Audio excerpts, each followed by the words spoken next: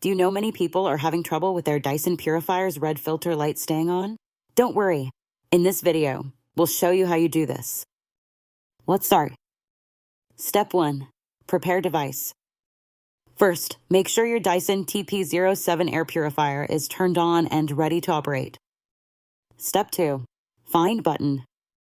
Grab your remote control and locate the night mode button, which you'll need to reset the filter life. Step 3. Hold button. Press and hold the night mode button on the remote control for about 5 seconds. Step 4. Observe countdown.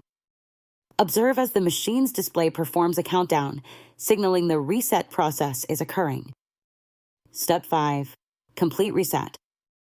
Once the countdown completes, the red light should turn off, indicating the filter life is reset. By following these steps, you should now have a properly functioning Dyson air purifier without the red light issue.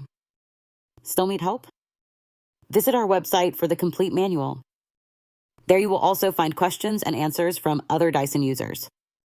Did you find this video helpful? By subscribing, you help us continue to answer users' questions.